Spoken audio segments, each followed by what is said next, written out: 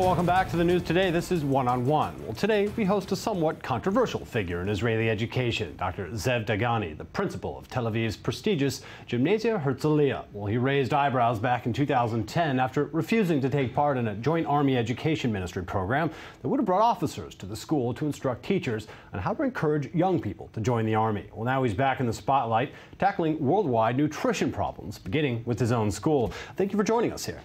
You're welcome. Well, let's start by talking about your school. Give us a brief explanation. Your school stands out. It's a special institution within the city, within the country. Tell us about the school. Well, first of all, I think that we are not a very special school. We are a normal school, high school in Tel Aviv, in the center of Tel Aviv, a little bit south Tel Aviv. It's near to Kikar Medina. Well, we started from the 7th grade till the 12th, okay? Total, we are 1,250 students, more than 100 teachers. And the students came from all over Tel Aviv. Okay. So in this case, we are a normal school, a regular school, like some other schools. School, looked at as a very successful model, at least. We are successful, but not more than other schools in Tel Aviv. Okay. Well, you got attention. You got attention in recent years when the Ministry of Education came out with a new program aimed at encouraging draftees into the Army, encouraging young people to want to go into the Army, specifically serving in some of the more demanding units like combat units. Yeah. And in 2010, you came out strongly against this program, against the Ministry of Education. You see, I think that the goals of the high schools is not to prepare students to the Army. Okay, our goal is to prepare students to the life. Okay, unfortunately, part of our life is to serve in the Army, but it's not all the life. And I think when we meet officers as prophets that we know how to educate students, and they come to educate teachers, to educate students in their values, for me, it's the worst thing that I think that we have to do. And I refuse for high-ranking officers to come and yes, give teachers special guidelines on how to promote draftees. There's already some Army draft programs that are in your school. You already have programs promoting the military, correct? Well, standard programs. Yeah, of course. When it's a normal part of preparing our students to the life, and the Army is part of the life, it's okay. But when the officers take the opportunity to teach teachers, I think that what is our job in this case? Well, some have said that that idea goes against the mainstream in the country. The Army, it's perhaps the greatest melting pot for society in the country. So there is no mainstream, I think. Every day the mainstream is changed in our community, in our country. So to say that this is the mainstream, today is the mainstream. I hope tomorrow it will be another mainstream. Fair enough. Peace mainstream, not soldier serving mainstream. In terms of the Ministry of Education, now again, you've had some battles with the organization. At the time, it was Gideon Sa'ar, the Minister of Education here. You've been seen at least, or painted in the media as somewhat of a challenger to the main programs put forward by the Ministry of Education. Okay. So do you embrace that role? I mean, do you feel that is who you are here within the education system? Are you a challenger? Do you feel like you're doing something against the grain? Well, let me say it in Hebrew, okay? Okay, it will be easier for me.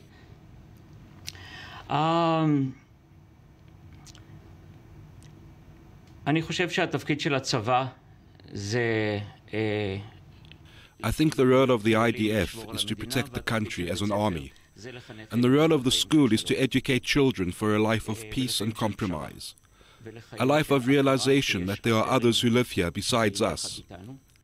Now I'm a bit confused. I'm not sure what's easier, to speak in English or in Hebrew, but let's carry on this way. And when the Minister of Education sees schools as political tools, I object to that. Schools should not be part of a political agenda, but part of the agenda of Israeli society, which should be diverse and democratic. And it's my job to maintain democracy in this regard and protect our pupils from politicians who are interchangeable.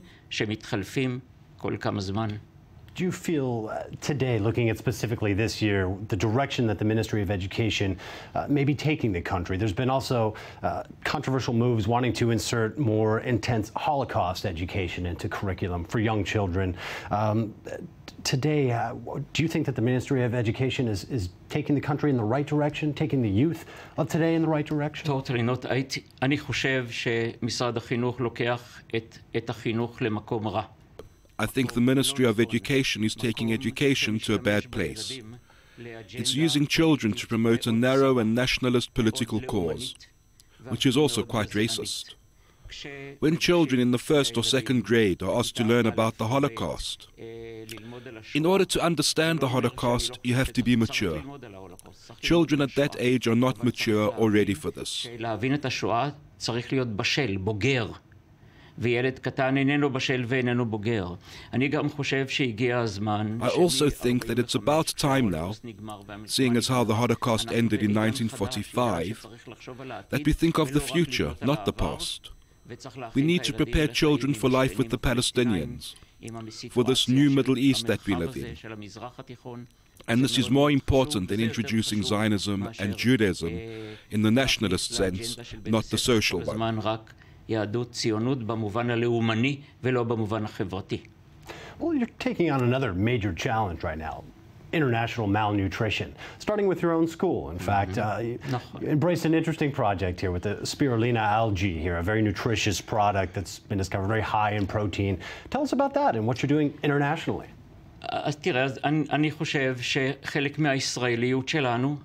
Part of our life in Israel is being open to the world. We don't live in a vacuum. The world around us is big. A world where our children need to consider those who have nothing to eat, or die of hunger, or are killed in war. One day in class, I asked my pupils what can be done to deal with the issue of malnutrition, and we found out about the superfood, spirulina. We ordered it from Texas University and studied it, and started growing it on the roof of the school. We are now experts in the superfood. Wait, so the kids themselves said, hey, there's this slimy green stuff that's very healthy, let's grow it. Amazing to hear kids come up with this idea. It's an amazing story, I agree, yeah.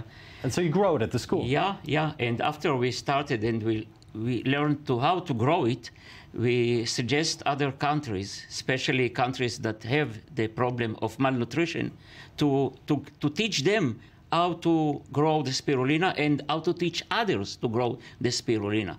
So now we are really expertise to grow the spirulina and to teach others how to grow the spirulina. Where internationally, where are you focusing right now? Well, first of all, we started in our roof in the school. You can see it. It's amazing. It's really, itself. Great. In Coca-Cola bottles. Okay, very scientific, yes. Okay. And then a Chinese TV heard about our project and come to have a movie about our project with our students. And then we get a phone from South Africa, from Cape Town. One of the teachers invited us to teach them how to grow the spirulina.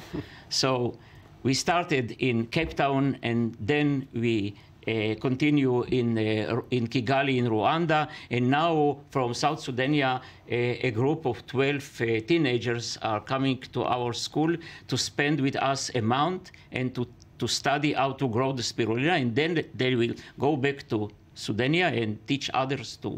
Amazing that you've gotten your students involved in such an international project. Everything we are doing with our students, everything. From the first steps till now. And they eat the algae themselves, your students eat it. Of course, yeah, of course. Thank you very much for your time with us today and for addressing some of the more controversial aspects of your recent career, Dr. Zeev Dagani. Thank you very much. You're welcome, thank you. And thank you for being with us here today on the News Today One-on-One. That's all for the program. I'm David Matlin, coming to you from the Jaffa Port in Israel. Thanks for being with us.